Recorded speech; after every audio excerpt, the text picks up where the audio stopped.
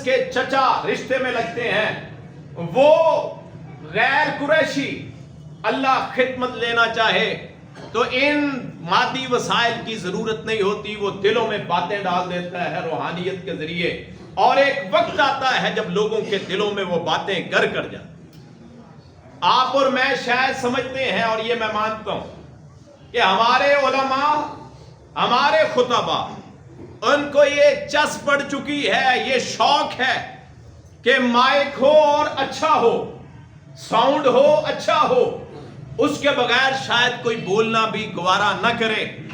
میں اللہ کے فضل سے، اللہ کے احسان سے، اس کی کرم سے، اس کی کرم نوازی سے اللہ نے ان چیزوں سے مجھے دور رکھا ہے، اللہ نے مجھے بلند آواز عطا کی ہے، شاید کسی کے دل میں گر کر، اور اسی بات پہ شاید میرے اللہ کو اتنا پسند آ جائے کہ رمضان کا مہینہ جہاں آپ لوگ روزہ رکھے ہوئے، شاید اللہ کو اتنا پسند آ جائے کہ اللہ لوگوں کے دلوں کی حالت کو بدل دے۔ یہ ضروری نہیں ہے کہ مائک پہ سنا ہوا زیادہ اثر کرتا ہے، ضروری یہ ہے کہ آدمی با کردار ہو، سنانے والا بھی، سننے والا بھی، اور وہ ایسا عمل کرتا ہے۔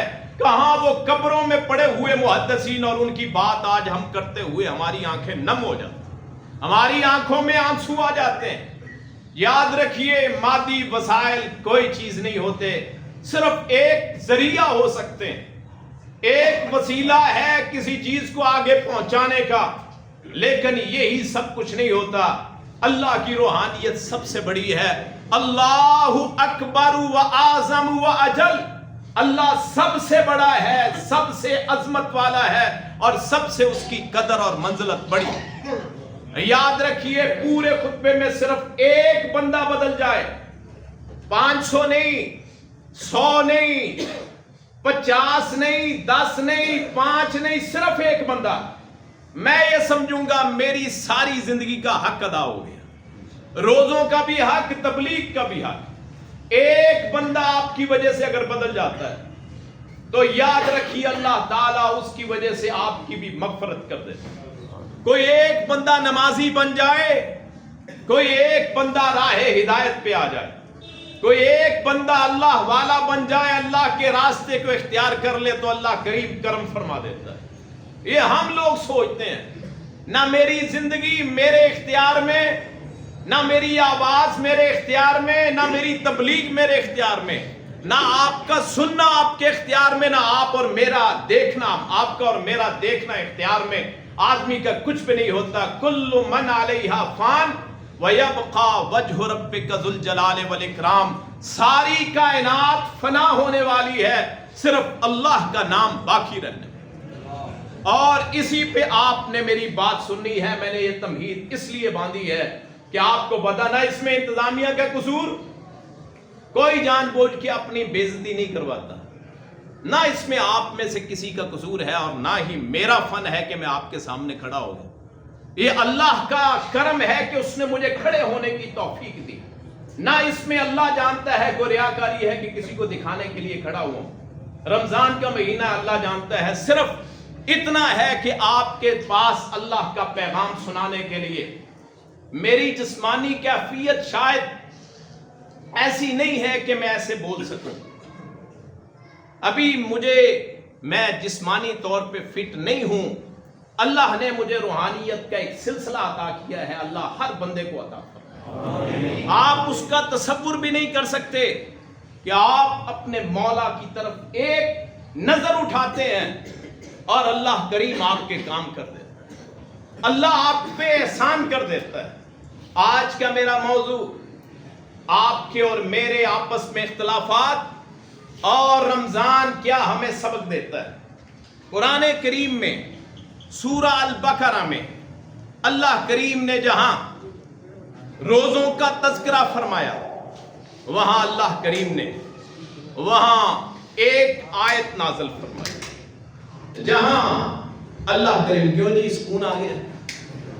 مجھے بھی آ گیا، آپ کو بھی آ گیا، الحمدللہ، اللہ کا شکر ہے، اللہ کا احسان ہے، اللہ کا کرم ہے۔ مولا کے احسان کے بغیر ساری کائنات بے فائدہ ہے. یہ اس کا کرم ہوتا ہے, آپ میں کچھ نہیں ہوتا. آپ کے دماغی قوتیں ان میں بھی کچھ نہیں ہوتا.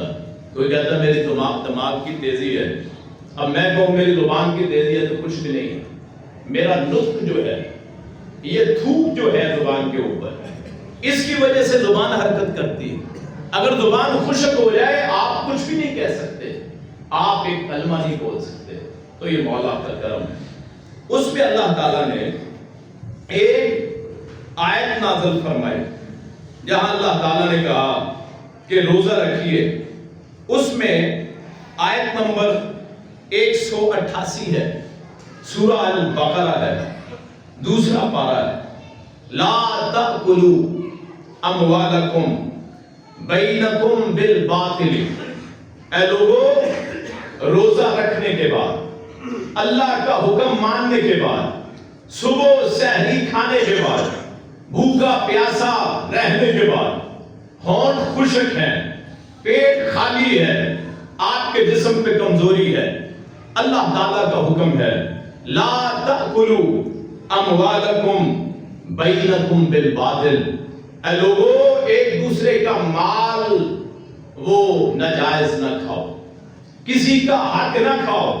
اختلاف ہو جاتا ہے دو بھائیوں میں, باپ بیٹے میں, ماں اور بیٹی میں, بہن میں, آپس میں اختلاف, سسرال کا میکے کا, سارے اختلافات. حل صرف ایک کہ اپنی بات پہ اڑا نہ جائے, اپنے آپ کو یہ نہ سمجھا جائے کہ میں زبان سے پھر نہیں سکتا. اپنے اللہ کے رسول صلی اللہ علیہ وسلم نے فرمایا بعض اوقات میں کوئی قسم کھا لیتا ہوں. کوئی قسم کھا کے, قسم وہ کھا رہے ہیں کہ کائنات میں ان جیسا کوئی نہیں, حضرت رسول اللہ جیسا کوئی نہیں. آپ نے فرمایا میں قسم کھا لیتا ہوں. اور یہ وہ زبان ہے کہ ما ینطق عن الہوا ان ہوا الا وحی یوحا. جبریل پہ وحی لے کے آتا ہے. میں اور آپ کے کوئی دعویٰ کر سکتا ہے کہ میں نبی کے برابر کا, ہم تو نبی کے پاؤں کی خاک چھوڑیں, نبی کائنات کے جانور کی پاؤں کے خاک کے برابر نہیں. وہ نبی اگر وہ قسم کھا لے, اس نبی کو فرماتے ہیں وہ نام کہ میری زبان پہ آیا تو میرے ہونٹ مل گئے. ماں میں ایک میم ہوتی ہے, محمد میں اللہ تعالیٰ نے 3 میموں کو اکٹھا کر دیا صلی اللہ علیہ وسلم. فرمایا قسم کھانے کے بعد جب میں دیکھتا ہوں کہ اس سے بہتر مجھے کوئی اور صورت نظر آتی ہے تو اپنی قسم میں کفارہ دے دیتا ہوں قسم کا, اور وہ میں کام کر لیتا ہوں.